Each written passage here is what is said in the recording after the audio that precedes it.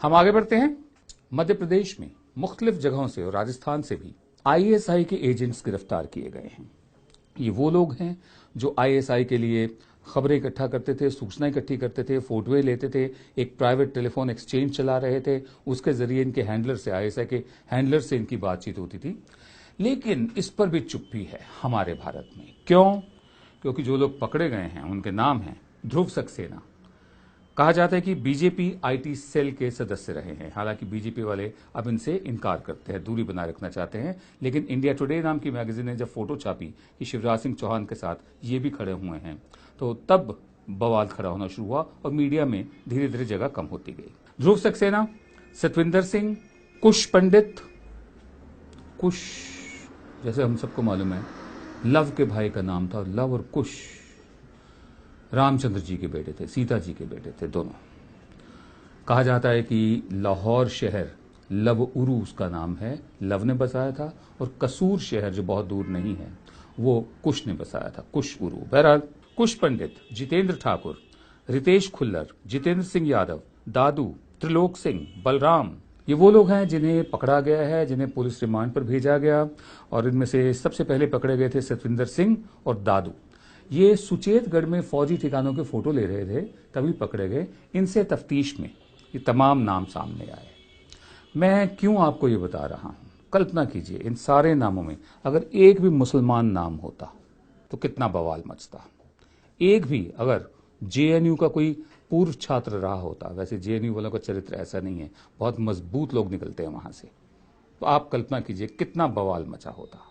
जिन लोगों ने जेएनयू में नारे लगाए थे, जो मैं कल्पना में भी नहीं लगा सकता, सपने में भी नहीं सोच सकता, जिसमें हमारे देश के टुकड़े होने की बात की गई थी, वो लोग कहां हैं?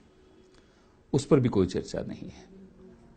कहां गायब हो गए वो लोग? नजीब कहां है? अभी तक मिला क्यों नहीं? उस पर भी कोई चर्चा नहीं है। लेकिन सबसे बड़ी बात है, अगर इन तमाम नामों में ध्रुव सक्सेना, सतविंदर सिंह, कुश पंडित, जितेंद्र ठाकुर, रितेश खुल्लर, जितेंद्र सिंह यादव, दादू, त्रिलोक सिंह, बलराम, एक भी मुस्लिम नाम होता तो आप कल्पना कीजिए इस वक्त कितना शोर मचा होता।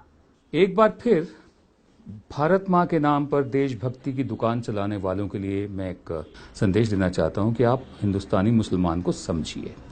अगर समझने में थोड़ी दिक्कत हो तो हमारी तरफ से हैदरी साहब की ये कविता आपकी नजर है। नमस्कार। सड़क पे सिगरेट पीते वक्त जो अज़ां सुनाई दी मुझको, तो याद आया कि वक्त है क्या, और बात जहन में ये आई, मैं कैसा मुसलमान हूँ भाई।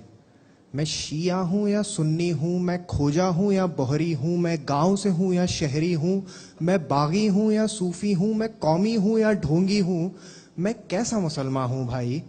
मैं सजदा करने वाला हूँ या झटका खाने वाला हूँ, मैं टोपी पहन के फिरता हूँ या दाढ़ी उड़ा के रहता हूँ, मैं आयत कौल से पढ़ता हूँ या फिल्मी गाने रमता हूँ, मैं अल्लाह अल्लाह करता हूँ या शेखों से लड़ पड़ता हूँ, मैं कैसा मुसलमान हूँ भाई। मैं हिंदुस्तानी मुसलमान हूँ। दक्कन से हूँ, यूपी से हूँ, भोपाल से हूँ, दिल्ली से हूँ, कश्मीर से हूँ, गुजरात से हूँ, हर ऊंची नीची जात से हूँ।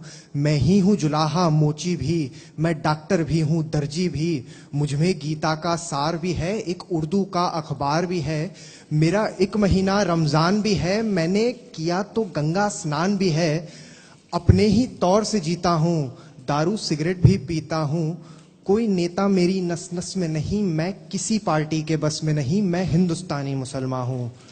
खूनी दरवाजा मुझ में है, एक भूल भुलैया मुझ में है, मैं बाबरी का एक गुंबद हूँ, मैं शहर के बीच में सरहद हूँ, झुग्गियों में पलती गुर्बत में, मदरसों की टूटी सी छत में, दंगों में भड़कता शोला मैं, कुर्ते पर खून का धब्बा मैं हिंदुस्तानी मुसलमान हूँ। मंदिर की चौखट मेरी है, मस्जिद के किबले मेरे हैं, गुरुद्वारे का दरबार मेरा, यीशु के गिरजे मेरे हैं।